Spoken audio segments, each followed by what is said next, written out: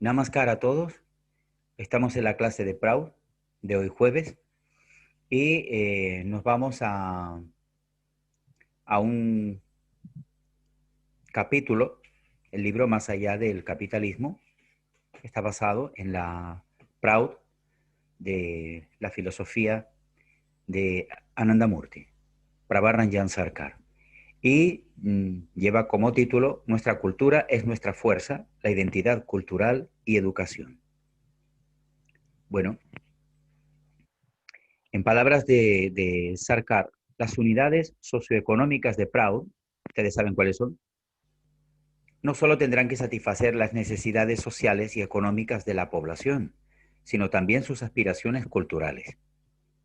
La cultura denota todo tipo de expresión humana. Aunque existan diferencias en las expresiones culturales, la cultura es la misma para toda la humanidad.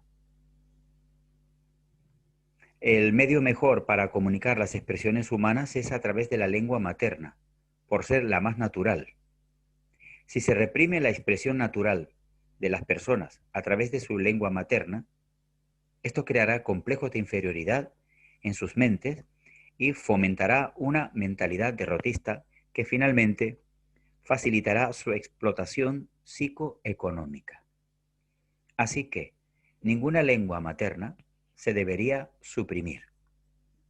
Para despertar el legado cultural de las personas y elevar su conciencia socioeconómica, debe hacérseles ver quiénes son los explotadores y la naturaleza de la explotación psicoeconómica, de manera que se imbuyan con el espíritu de lucha. Esto lo dice Sarkar. Bien, la explotación psíquica, porque vamos a ver en qué consiste esto. Cuando Sarkar presentó por primera vez Proud en 1959, destacó la necesidad de rescatar la cultura después de la dominación colonial de la India y del resto del llamado Tercer Mundo. Además de la explotación política y económica, se había herido la identidad cultural de la gente colonizada. Eso pasa en todas partes del mundo donde ha sucedido esto, donde ha sido invadida ese país, ocurre esto.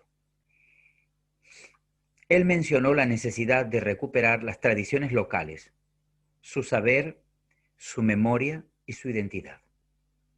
Sarkar señaló cómo la explotación ocurre de tres formas en la esfera intelectual. En primer lugar, la educación pública está descuidada tanto en los países desarrollados como en los países en vías de desarrollo. Se destina muy poco dinero a las escuelas públicas y la mayoría de las élites envían a sus hijos a estudiar en costosos colegios privados, debido a la falta de un apropiado financiamiento. La educación pública tiene dificultades para atraer a los profesores más cualificados o para desarrollar programas de estudios extracurriculares que enriquezcan y estimulen la vida de los estudiantes. Esta negligencia hace bajar los niveles académicos y desmotiva a los estudiantes a continuar con sus estudios, aumentando así las tasas de deserción escolar, o sea, de abandono escolar. En segundo lugar, existe una falta en el desarrollo de la conciencia social y económica, lo que representa un factor que mantiene el ciclo de explotación. Al condenar esta falta de conciencia crítica, el gran educador brasileño Paulo Freire dijo que, en el fondo pienso que una de las cosas que más nos hace falta en la experiencia del aprendizaje, tanto a los alumnos como a los profesores, es una experiencia de reflexión crítica que se exprese sobre nuestra presencia en el mundo. En general, en lo que más se insiste en la mayoría de las escuelas es en la transferencia de contenidos, contenidos de biología, geografía, historia y matemáticas, minimizando la importancia de nuestra presencia en el mundo. Y esto que captó este señor, es muy importante. Freire revolucionó los programas de alfabetización a través del diálogo, reconociendo y respetando el conocimiento que ya tenían los pobres.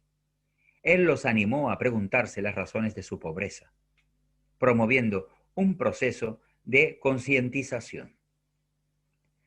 Otro tipo de explotación psíquica se impone al impulsar el miedo y complejos de inferioridad, a fin de mantener pasiva a la gente. Por ejemplo, los medios de comunicación capitalistas promueven la idea de que cualquiera puede enriquecerse. En apariencia, esto es lo que ellos comentan. Por tanto, aquellos que no son ricos y que son muy pocos, perdón, que son muchos, podrían deducir que de alguna manera es culpa suya el no serlo. Las personas desempleadas generalmente padecen de depresión y desarrollan una autoestima muy baja y a veces un resentimiento y rencor contra la sociedad que puede convertirse de manera dramática en crímenes violentos. El principal mensaje en el sistema educativo, así como en los médicos masivos de comunicación y en la publicidad, es individualista y promueve la competencia. Y ellos dicen así: primero obtenga una educación, entonces consiga un empleo, gane todo el dinero que pueda y compre todo lo que pueda. Estas instituciones raramente transmiten un mensaje de responsabilidad hacia los demás miembros de nuestra familia humana. Muchos gobiernos y empresas privadas promueven loterías y juegos de azar dirigidos a los más pobres, animándolos a soñar con hacerse ricos. Esta actitud egoísta y materialista está resumida en la actitud de yo gano y tú pierdes. O con más precisión, yo gano y no me importa lo que le pase a los demás. Esta visión individualista está destruyendo las relaciones humanas, las comunidades y el planeta en sí mismo. Bien, civilización, cultura y pseudocultura. Esto lo estuvimos viendo el año pasado y ahora vamos a profundizar sobre eso. La vida colectiva está caracterizada por la cultura y la civilización de un pueblo. Repetimos para que quede claro. La vida colectiva está caracterizada por la cultura y la civilización de un pueblo. Sarkar define la cultura como una variedad de expresiones humanas, entre las que se incluyen las tradiciones, las costumbres, las artes, los idiomas, las dietas, las vestimentas, etc. En cada comunidad del mundo, la cultura ha madurado de modo natural y de manera paralela al desarrollo del intelecto humano. Es decir, que este tipo de costumbres contribuye al desarrollo del intelecto humano. Entonces es considerado cultura por Sarkar. Una tradición en la que haya sufrimiento, como por ejemplo la tauromaquia o la cacería, no aporta ningún desarrollo al intelecto humano. Así que no es útil, no es aprovechable. Genera sufrimiento y por tanto no se considera tradición, por muy tradicionalmente que se repita esa palabra hasta incluirla en la mentalidad de las personas para que ellos lo acepten como natural. Y acaban aceptando. Por eso hablamos después de la pseudocultura. Un hecho antinatural se le considera como primero habitual y finalmente natural, debido a esa explotación y esa presión intelectual que se hace sobre la sociedad, con algún aspecto determinado. Aquí hemos elegido la tauromaquia como ejemplo. La civilización, por otra parte, está conectada con los niveles de humanidad y racionalidad presentes en la cultura. Y En el ejemplo de la tauromaquia encontramos la irracionalidad del sadismo, del placer en el sadismo, del sufrimiento de ese animal. Algunas culturas tradicionales han estado plagadas de supersticiones, intolerancia y violencia. Otras sociedades pueden representar un alto grado de cultura, pero si en ellas se practica la discriminación, la explotación o un sentimiento de superioridad, Proud las consideraría incivilizadas. Espero que haya quedado claro esta idea. Como tradición, no se puede aceptar aquello que genere discriminación, explotación, sentimiento de superioridad en algunos, porque eso va contra el desarrollo del intelecto, de la cultura misma en sí y de la civilización. La visión universalista de Proud reconoce que existe unidad dentro de la diversidad humana. Acepta que la cultura humana es esencialmente una, con múltiples variaciones locales que realzan la belleza de la humanidad. Las tendencias fundamentales de la mente humana son proporciones en los distintos lugares. Para que se pueda desarrollar una verdadera unidad, debemos valorar esta diversidad y al mismo tiempo reconocer nuestra humanidad inherente. A través de la historia, algunas culturas trataron de destruir a otras. En el pasado, los imperialistas invadieron y conquistaron tierras ajenas usando armas superiores. El mensaje a los vencidos fue: su cultura es primitiva, su religión es defectuosa, su idioma es muy simple. Los colonizadores usaron tanto la violencia como la imposición de complejos de inferioridad a los vencidos para quebrantar en la gente su voluntad de resistirse. Claro, cómodamente no se va a aceptar que vengan de fuera a decirte que todo lo tuyo, incluido tú, es malo, es erróneo o no sirve. Cuando el colonialismo gradualmente fue colapsando en el siglo XX, los capitalistas entonces desarrollaron técnicas más ingeniosas para continuar explotando a los países recién liberados. Una de sus tácticas más poderosas ha sido el imponer la pseudocultura, de la que ahora hablaremos. Por ejemplo, en la India colonizada por los británicos, parte de la estrategia de Gandhi fue que la sal salía de India. Se la llevaban los ingleses a Inglaterra, se manufacturaba y después se le vendía lo mismo. Es decir, que la sal de la India la cogían los ingleses, la envasaban y se la vendían otra vez a los hindúes. Porque no la usaban directamente los hindúes, si la sal era suya. Esa cadena de explotación que genera además el sentimiento o el complejo de superioridad en ellos y de inferioridad, en este caso a los hindúes, es una de las cosas que a nivel psicológico quería empezar a romper este hombre para poder levantar el estado anímico de la gente y levantarse contra esa explotación inglesa. Pero si se fijan, todo es mental, todo es psicológico. La pseudocultura es la falsa cultura que es engañosa, impuesta, que no eleva a un pueblo.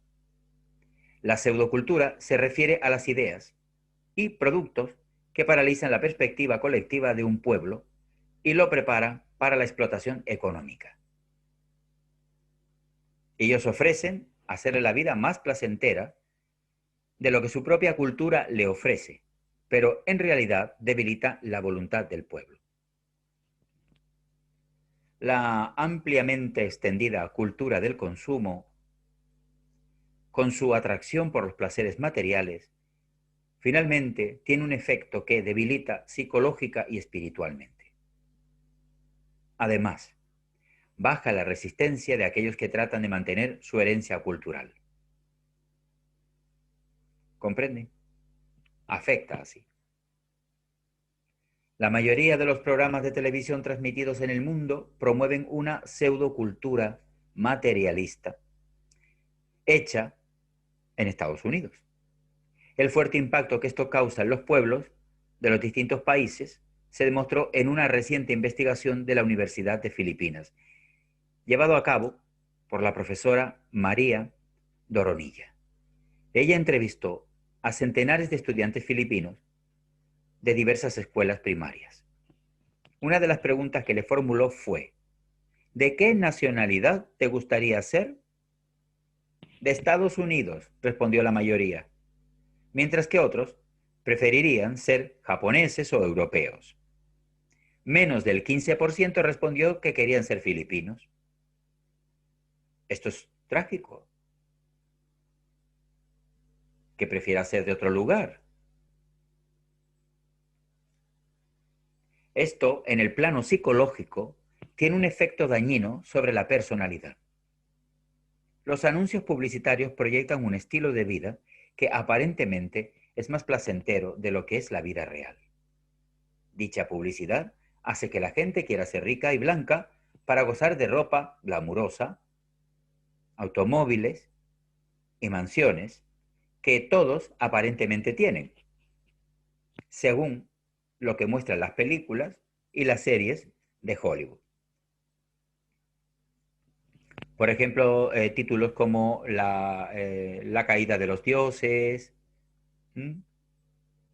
Es decir, que si eres blanco y vives en Estados Unidos, da por sentado el resto del planeta que tienes una mansión, que tienes un coche, que tienes un mayordomo, que ganas mucho dinero y que no trabajas nunca, porque juegas a la bolsa. Entonces, este mensaje, además de ser falso, porque luego vas allí y verás que la inmensa cantidad de la población, pues, tiene un trabajo normal, generalmente trabaja de la mañana a la noche, vive toda la vida para pagar una hipoteca, no tiene seguridad social, cada vez que va al médico va temblando porque significa la ruina económica de esa familia, etcétera, etcétera, etcétera. No coincide con la realidad. Pero claro, toda la gente pobre quiere coger allí e irse, no, que me quiero ir a la gran manzana. Debe ser a morder un pedazo a ver lo que cogen, ¿no?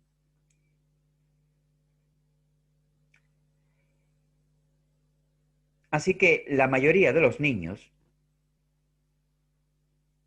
filipinos, de los que estamos hablando en este ejemplo, ven cada día que sus padres luchan para vivir con un ingreso cada vez más bajo y menos bienes materiales y comienzan a sentirse entonces que ellos son atrasados y primitivos.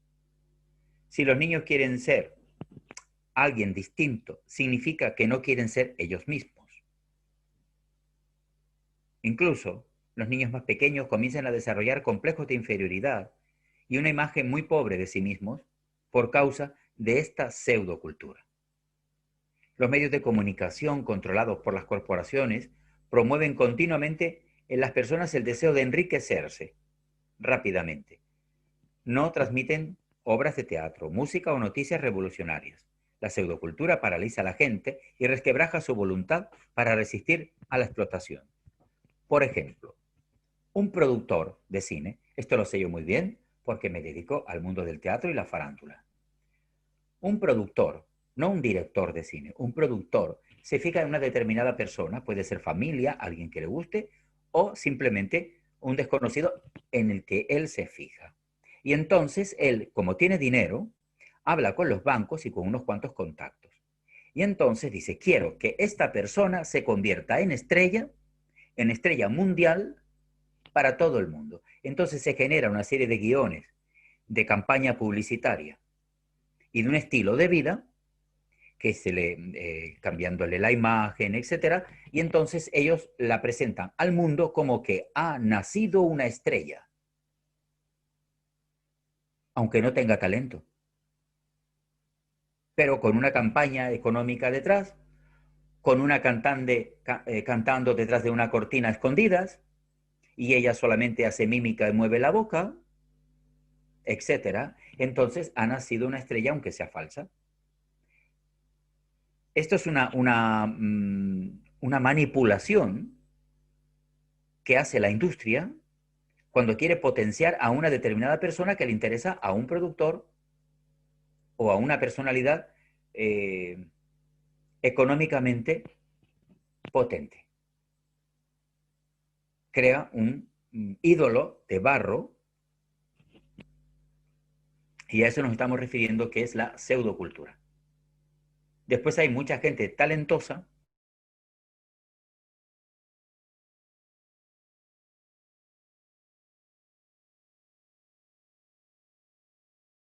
Marruecos que cantaba como un ángel, pero nadie le apoyó hasta que un día acertó a pasar por allí unos extranjeros que se perdieron, le escucharon cantar porque él cantaba a las dunas de arena. Actualmente es una estrella del bel canto en Europa, pero eso tenía talento. Entonces eso no es una manipulación. Entonces aquí nos estamos hablando de el talento natural que tienen las personas, cómo potenciarlo y cómo hacer una cultura auténtica y verdadera que enriquece tanto al talentoso como a los que escuchan y se deleitan con el talento que él tiene. Así que esta pseudocultura decimos que paraliza a la gente y resquebraja su voluntad para resistirse a la explotación. Ese es el efecto psicológico que finalmente consigue. Por ejemplo, en 1981 se creó en Estados Unidos una red de televisión por cable llamada MTV para difundir música pop. Hoy en día, dicha red transmite sus programas a más de 250 millones de hogares en 71 países. Su propietario es Sam Reston, quien se convirtió en uno de los hombres más ricos del planeta, con una fortuna valorada en más de 8.000 millones de dólares. Él también es uno de los educadores, así entre comillas, más influyentes del mundo. Sin embargo, su único mensaje a centenares de millones de jóvenes de todo el mundo es consumir. La industria global del entretenimiento crea grandes superestrellas, como les dije antes, que solo les piden a sus admiradores disfrutar y seguir comprando. Los padres y profesores encuentran cada vez más dificultades en su mercado para atraer la atención de sus jóvenes.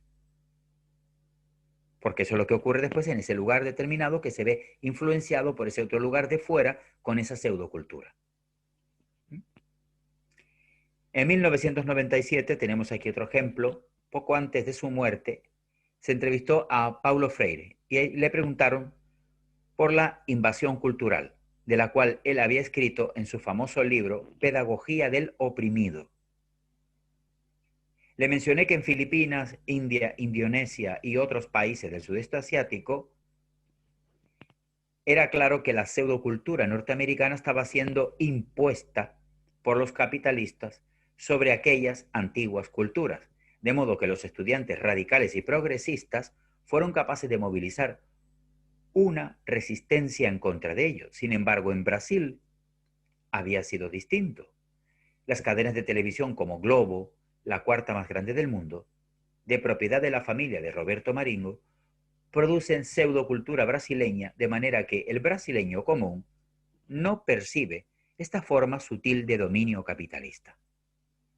Paulo Freire respondió: el dominio actual a través de la economía y la política necesariamente tiene que tomar la forma de un control muy refinado o de una invasión cultural. A veces los invadidos no perciben que están siendo explotados. el desarrollo de nuestra capacidad crítica es siempre muy necesario, pero también es cada vez más difícil. La pseudocultura ejerce una influencia muy negativa y divisionista, divisoria, confundiendo a la gente respecto a quién es el verdadero enemigo y debilitando su voluntad para unirse y resistir. Ahora hablaremos de una revolución educativa. Sarkar, Baba para nosotros, indica que la enseñanza es una de las profesiones más importantes. Los salarios de los profesores en todos los países deberían estar en paridad o ser uno de los más altos que los que devengan los funcionarios de los poderes ejecutivo y judicial. Ahí la importancia que Baba le pone a los educadores, porque son una herramienta que tiene mucho poder en las manos. La educación, tanto formal como informal, debería ser la más alta prioridad en la sociedad y ser accesible a todos de manera gratuita. Si bien el gobierno debe costear la educación, las escuelas y las universidades deben ser administradas por educadores libres del control político. Claro, para no adoctrinar a la gente, sino desarrollar su intelecto y cualidades. Es por lo que Proud dice que tiene que financiarlo el gobierno, pero el poder educacional, el poder educativo debe estar en manos de los educadores. Proud propone retirar el control de los medios de comunicación de las manos de los capitalistas para que funcionen, en cambio, dentro del sistema cooperativo, con periodistas, artistas y educadores, con el fin de fomentar la educación popular para todas las edades, elevando la cultura local, los valores humanos cardinales y el universalismo. El objetivo de la educación debe ser fomentar la solidaridad y la liberación. La liberación de la gente de las limitaciones y ataduras mentales. Ese es el objetivo de la educación. Conseguir eso. Liberar a la gente de las limitaciones y las ataduras mentales. La enseñanza de los valores humanos cardinales es muy importante para despertar en los estudiantes el sentido de responsabilidad respecto al bienestar de los demás. No existe una pregunta tonta, ni tampoco una respuesta definitiva. Nuestra educación debería empezar con el respeto mutuo por las diversas ideas y puntos de vista, y esforzarse por el despertar de la sensibilidad y el incremento de la consistencia. Una técnica pedagógica experimental popular que personalmente parece completa es conducir talleres de juegos cooperativos. Estas actividades promueven la amabilidad, la honestidad, la confianza y el trabajo en grupo. Llenos de sorpresas e iniciativas retadoras, los juegos cooperativos requieren soluciones creativas a los problemas, lo que nos ayuda a superar nuestros temores. En el proceso nos ilustramos, nos divertimos y nos percatamos de que las mejores cosas de la vida no están a la venta. Este tipo de experiencias ayuda a la gente a darse cuenta de la diferencia entre un paradigma cooperativo y el paradigma tradicional de competencia. Así que la gente coopera, no compite. Solo compiten los enemigos, solo cooperan los amigos. Por fortuna, no existen los derechos de autor para los juegos y hay muchas fuentes de juegos cooperativos en muchos idiomas. Antes de comenzar, por ejemplo, un proyecto de teatro, los actores a veces no se conocen. ¿No es eso? Entonces, se hacen unos juegos preliminares, que es el de, en inglés, por ejemplo, comenzar una obra se dice to play, es decir, jugar. Hay un micro abierto, ¿eh? Estaba haciendo Entonces, después de este juego, los actores se conocen, se reconocen y se implican de forma cooperativa en ese proyecto común que tienen que sacar adelante, que se llama la obra de teatro. Así que con un juego que incite la cooperación y no la competición, es lo que se ha demostrado que es la mejor pedagogía experimental popular que se puede poner en práctica a todas las edades. Las escuelas neohumanistas. Inspirados en la enseñanza de Prabhakranjan Sarkar, los miembros del equipo de auxilio universal de Ananda Marga, AMUR, abrieron en 1982 su primer jardín infantil en una zona pobre de Porto Alegre, en Brasil, como asociación filantrópica sin ánimo de lucro. AMUR tiene como objetivo el desarrollo del individuo, el niño, la familia y la comunidad en todas sus dimensiones, basada en las ideas universales del neohumanismo. En la actualidad, los proyectos de AMUR en dicha ciudad incluyen 5 jardines infantiles con más de 270 niños entre los 2 y los 6 años, una escuela primaria con 290 estudiantes. La comunidad participa activamente para sostener estos proyectos neohumanistas. De hecho, las dependencias del Gobierno de Educación y Salud en la ciudad apoyan económicamente a las escuelas, donando además material didáctico. El gobierno municipal, junto con otras instituciones públicas y privadas, invitan regularmente a los directores y profesores del proyecto a ofrecer conferencias y talleres sobre los principios del neohumanismo a otros profesores, a estudiantes universitarios y a padres de familia. Este es el resultado del esfuerzo de hacer escuelas con esa mentalidad y con ese objetivo. Escuelas neohumanistas, que es para el desarrollo integral del individuo. La educación neohumanista está orientada a desarrollar en los niños un sentido de su propia dignidad y valor, a liberarlos de complejos de inferioridad y a crear en ellos una conciencia de su potencialidad para contribuir a la sociedad. Las escuelas ofrecen un plan de estudios holístico, combinando los conocimientos con la ecología, con la conciencia ecológica. Cada elemento del programa neohumanista está dirigido a desarrollar todos los niveles de la existencia del niño: físico, mental, emotivo y espiritual. El plan de estudios va más allá de las disciplinas comunes e incluye dinámicas de grupo, diversidad cultural, moralidad, meditación, relajación, visualización, fantasía y juegos cooperativos.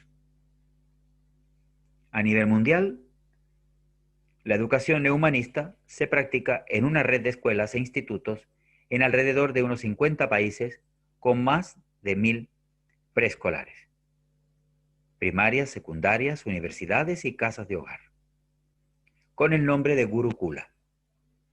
Actúa como una institución que ayuda a los estudiantes a disipar la oscuridad de la mente y lleva a la emancipación total del individuo y de la sociedad entera.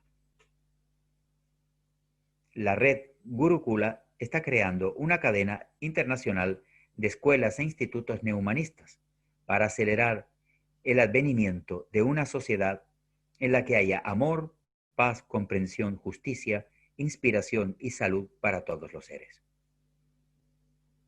En el Gurukula se desarrollan todos los actos de la personalidad humana por medio de un plan de estudio integral que le permite al alumno conocerse a sí mismo y usar ese conocimiento para servir a la sociedad.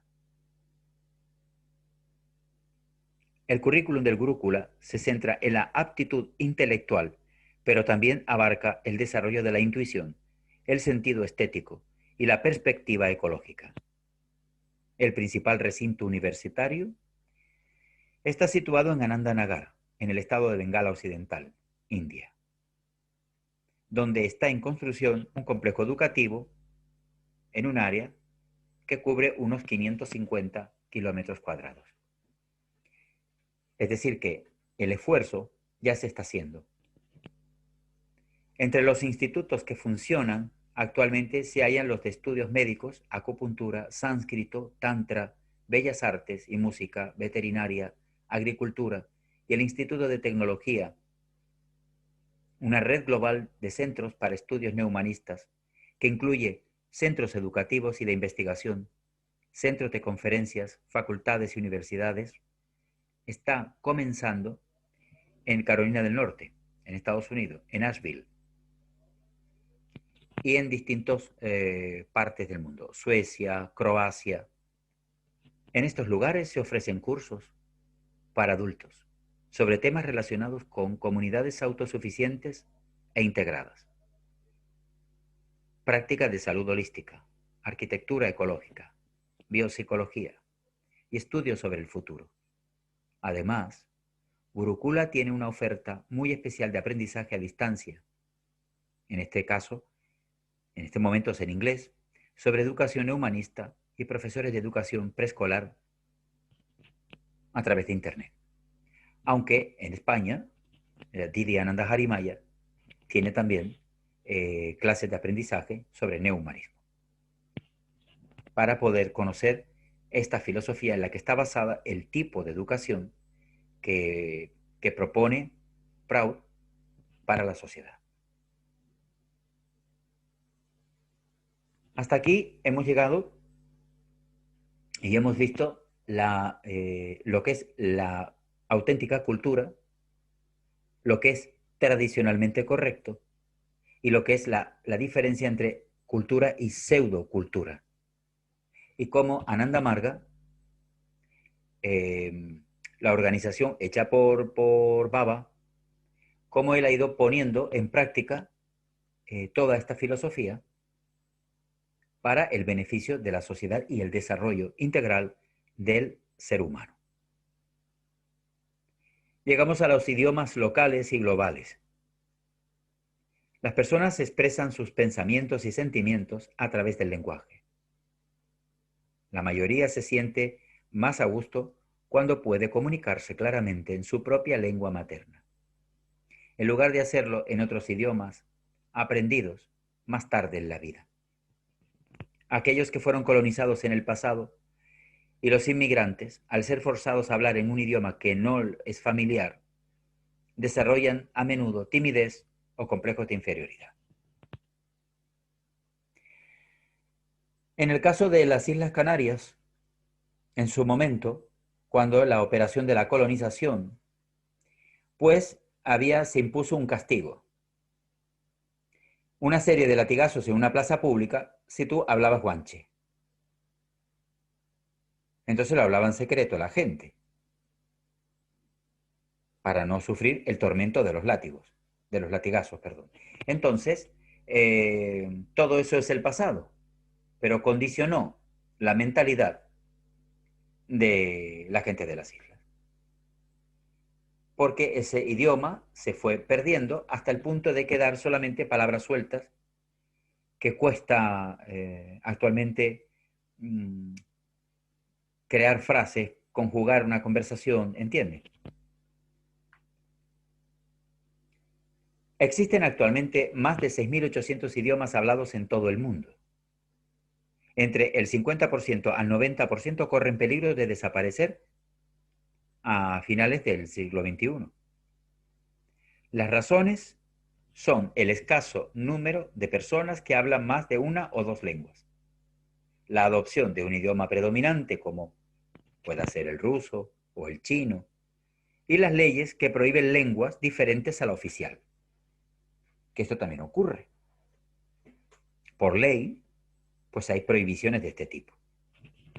Sarkar indicó la necesidad de una lengua común para facilitar la comunicación a escala global.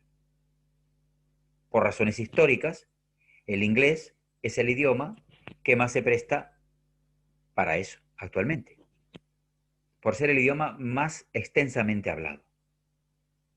Aunque eso se está mirando porque también está muy hablado el castellano, claro. Él explicó que el inglés es fácilmente comprensible, tiene un fuerte potencial de expresión y la facilidad de adoptar palabras de otros idiomas. Sin embargo, cualquier otra lengua podría sustituir al inglés en el futuro, tranquilamente, como sucedió con el francés, que en el pasado era el idioma más difundido sobre el planeta.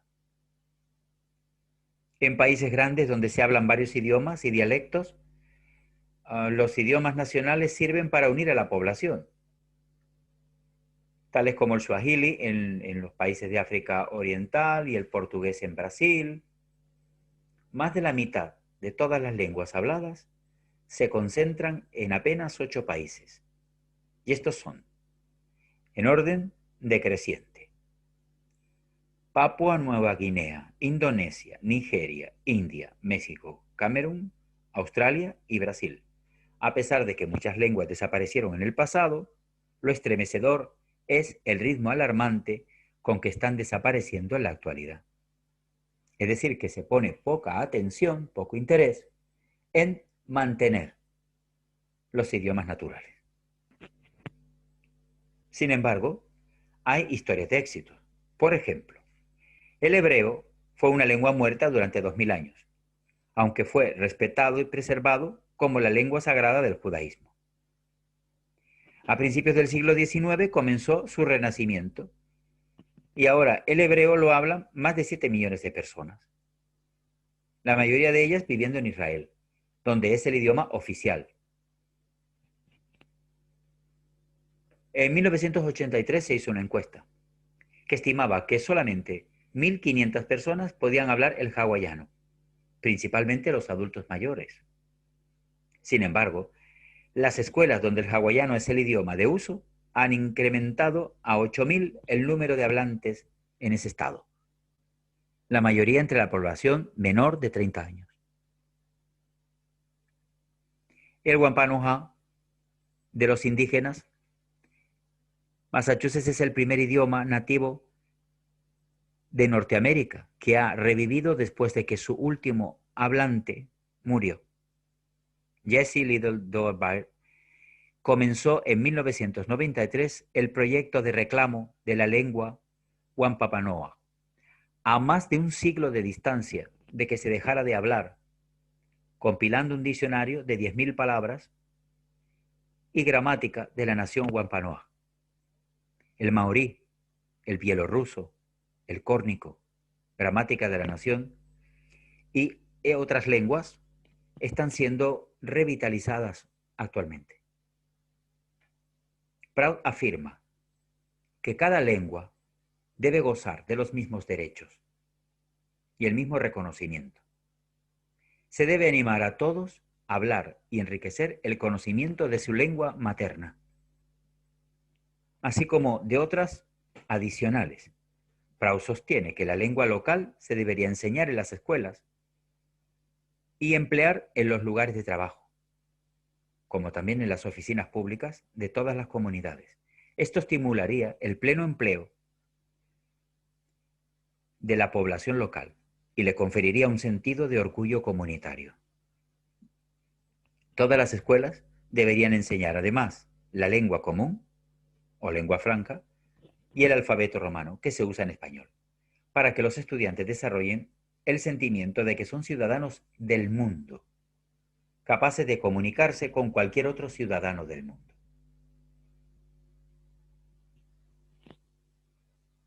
Proud nunca estimula la división o la separación, pero respeta el origen e interactúa, se intercomunica con el resto.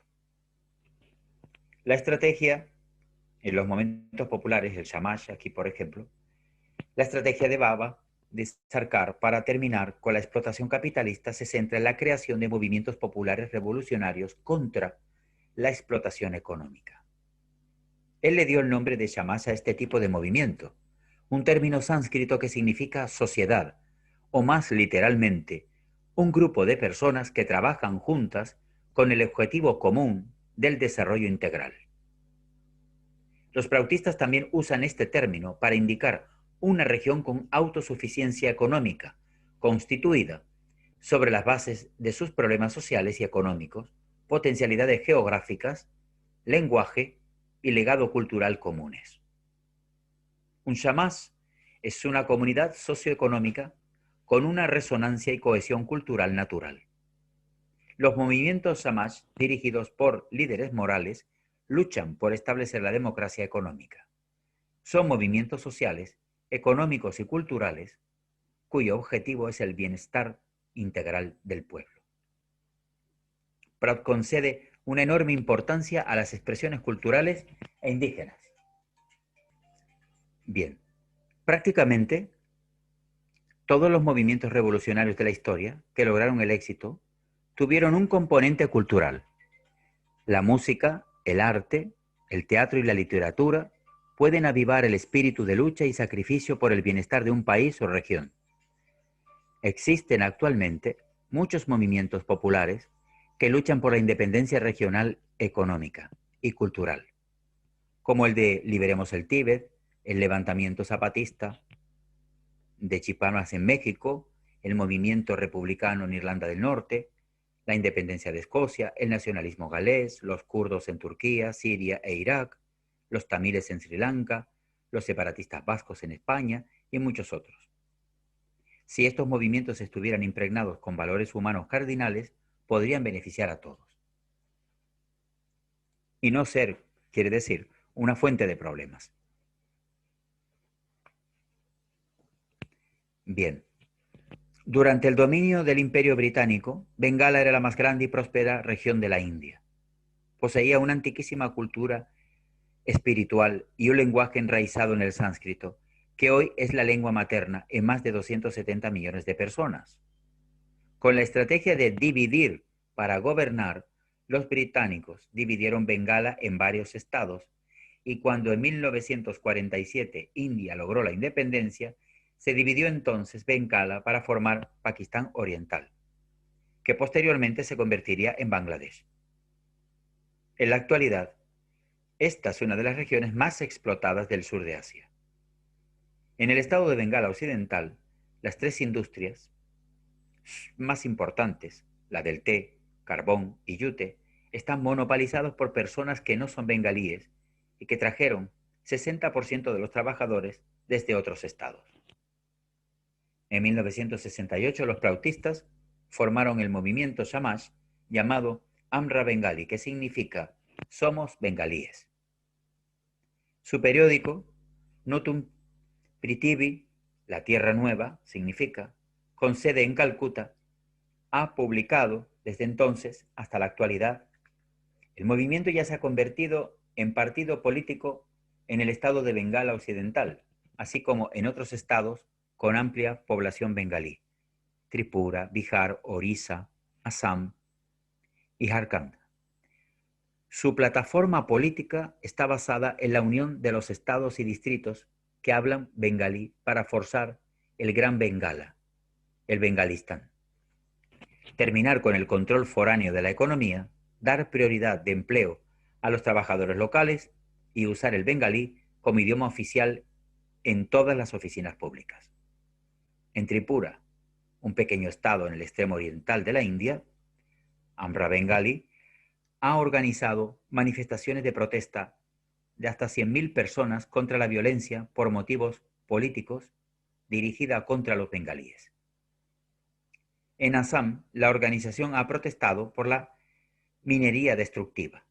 En Darjeeling y Siliguri, Amra Bengali promueve acción contra las conspiraciones que buscan dividir una vez más a Bengala por medio de la creación de una patria, entre comillas, para los inmigrantes Gorkha originarios de Nepal. Por todo Bengala, el movimiento eleva la conciencia contra la imposición de la pseudocultura de la lengua hindú. Prout aboga para que se desmarquen las actuales fronteras territoriales entre los diversos estados de la India y que el país se constituya en una federación de 46 samaj, las cuales ya existen, pero no han adquirido todavía un estatus político o económico. Aproximadamente la mitad de estos movimientos populares prautistas están adquiriendo fuerza. Muchos de ellos publican periódicos del Shamash, lanzan candidatos a las elecciones locales y movilizan marchas populares contra la explotación. Estos movimientos han adquirido tal fuerza política que lograron forzar al gobierno federal de la India a crear en sus regiones 2 nuevos estados autónomos. De la misma manera, muchas de las fronteras nacionales en África y el Medio Oriente fueron establecidas por los colonizadores o conquistadores, a menudo dividiendo comunidades étnicas en distintos países. Unir estas comunidades y ayudarlas a ser económicamente autosuficientes contribuirá a la estabilidad política y social.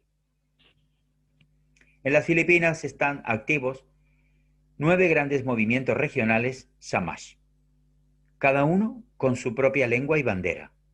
Juntos formaron una coalición prautista llamada en tagalog, la lengua local, Angkasama, que significa Compañeros Unidos.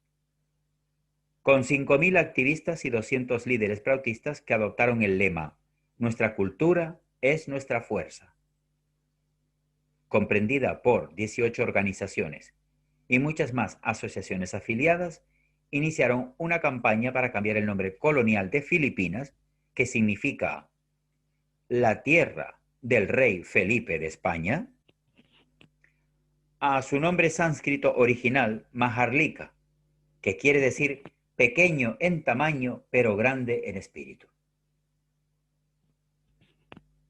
Este Felipe II fue dueño, según él, de medio planeta.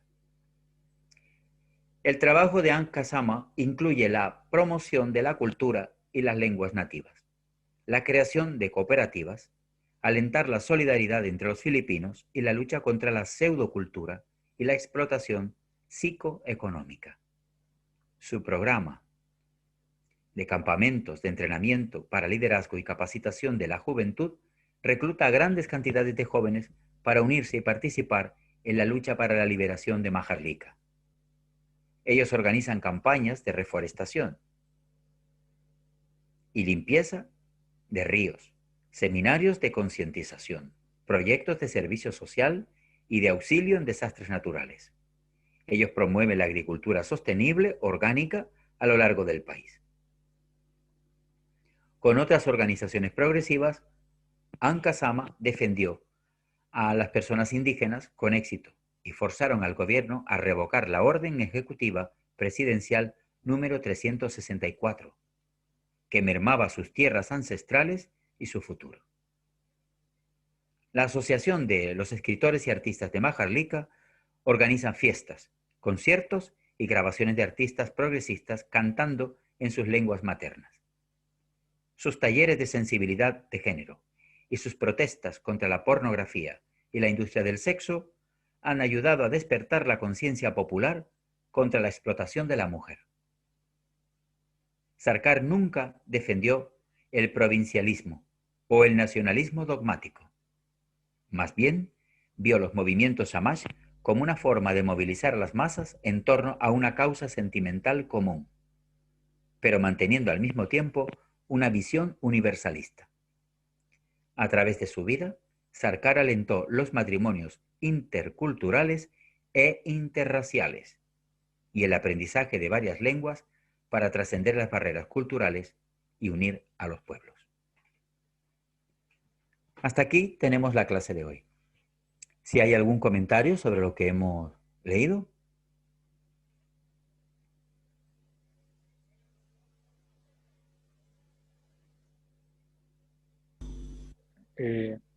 Narada, yo Namaskar, quiero Mukunda. namaskar como este. Bueno, muy extenso, muy interesante la parte cultural. En Sudamérica tiene mucha vigencia lo que dice Baba, que hay que cuidar las lenguas nativas. Acá en Argentina hay por lo menos 40 que están en proceso de recuperación y algunas todavía se hablan, otras se han perdido para siempre. Y bueno, los antropólogos y gente de la parte de humanidades tratan de recuperar, pero aumenta la conciencia de que es un capital cultural que no tiene, es invaluable, muy de gran valor y que hay que recuperar. Y bueno, en la Sudamérica pasó eso de dividir para reinar, se hicieron fronteras artificiales y si bien en Chile, Argentina y Uruguay hay mucha inmigración europea, en el resto hay un alto porcentaje étnico homogéneo del pueblo originario. Así que todo lo que dice Baba es pertinente y muy justo y hay que ponerlo en práctica. Eso es lo que quería decir. Bueno, acá en Sudamérica nosotros todos tenemos un alto porcentaje de sangre indígena, a pesar de que hay mucha gente por esa dominación cultural que dice que no, que desconoce su origen. Pero según los antropólogos, entre el 60 y el 70% de la población argentina, por ejemplo, tiene sangre aborigen. En mi caso, yo tengo 50% de la etnia wichí, que todavía conserva el idioma, a pesar de que está muy explotada y en condiciones económicas muy desastrosas. Este, esto es numeroso y hay escuelas bilingües, ¿no es cierto? Por ejemplo, el saludo de llegada y cuando uno se va es el mismo y es una palabra que se parece a la palabra antena en castellano, es con B larga, antena. Y en la casa, por ejemplo, se dice huete. Cuando uno se saluda y dice, bueno, adiós, me voy a mi casa, se dice antena yapilhuete. Y yo, bueno, sé, conozco el idioma un poco, pero es como dicen ahora, mientras no se lo impongan en escuelas bilingües, se va perdiendo lentamente. Lo mismo ha pasado con el quechua, el aymara, todos esos idiomas que eran idiomas imperiales precolombinos. Así que eso de los idiomas está muy, muy interesante. Eso es lo que quería decir. Sí, yo también quería dar una pequeña aportación. Fíjate que yo estuve viviendo unos años, como 5 años en Guatemala, y pude observar cómo la población indígena que vivía principalmente en la sierra, en las partes alejadas, había una alta población de hombres y también de mujeres que tenían un problema casi como una epidemia de alcoholismo. Entonces, a través de estar observando eso, me daba la impresión que era la repercusión de lo que dice Baba, de esa explotación psíquica y cómo eh, llevar toda esa explotación hasta un nivel que te da un complejo de inferioridad y creo que el escape que ellos tenían era a través del alcohol. Era muy triste ver esa situación, que yo creo que ocurre en muchos países de América.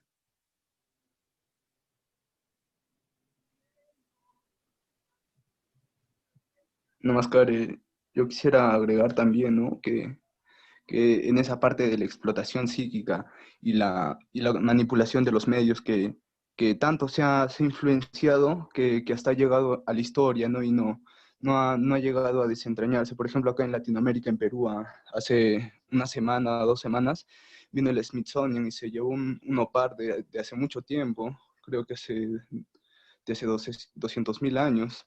Son objetos fuera del tiempo, ¿no? Y vinieron hasta el Cusco. Y bueno, es también es cómo han manipulado los medios, cómo han manipulado la historia, ¿no? Y también cómo está la pseudocultura inoculada acá en Latinoamérica, ¿no? Y cómo la gente tiene que recurrir al consumismo, ¿no? Y también a los sismos, ya yéndose un poco más psíquicamente, ¿no? Cómo sería la explotación psíquica y también cómo se ha inoculado, ¿no? Todo ese conformismo y la gente lo ha aceptado, ¿no? Pero es parte de nosotros, ¿no? Como yo creo que esos tres temas han venido como una evolución, ¿no? Y se han desempeñado ahí y al final llega la revolución educativa, ¿no? Y es lo que intentamos hacer nosotros, ¿no? Promoviendo los conocimientos de Prado, microvita toda la filosofía de Sarkar, ¿verdad? Y gracias. Namaskar. Namaskar. Namaskar. ¿Se me oye bien? Sí, sí, Sí, sí. te escuchamos, sí. Perfecto. Yo tenía una pregunta, sin embargo, la voy a redondear en un comentario, también para aportar. Cuando hablábamos acerca de Gurukula, que eran los centros de estudio, eh, me preguntaba pues en qué programas o en qué deberían enfocarse los jóvenes teniendo en cuenta la situación actual de materialismo y lo que hablaba hace un momento mi hermano de Perú, de todo esto, hacia dónde nos deberíamos enfocar. Entonces, consideraba yo que hacia el mismo aprendizaje, hacia la misma enseñanza, para asimismo, a través de nosotros, poder transmitir los conocimientos de Baba. A través del ahimsa, del ejemplo, si no estoy mal, Didi, la palabra es correcta, creo que es un primer paso para empezar a transformar el mundo. Se rebajó, ¿no?, el precio de la cerveza y hicieron, ¿no?, toda la inoculación de la pseudocultura y la gente empezó, ¿no? Porque primero acá en el Perú la cerveza estaba a 3 por 13 soles, ¿no? Y la bajaron a 3 por 10 porque, bueno, en esos tiempos la gente estaba en un consumismo total como es así en Latinoamérica, ¿no? Yo me he dado cuenta, yo he estado en bastantes lugares, ¿no? En Bolivia, en Argentina, acá en Perú, bueno, en fin. Al ver todo esto es lo mismo, ¿no?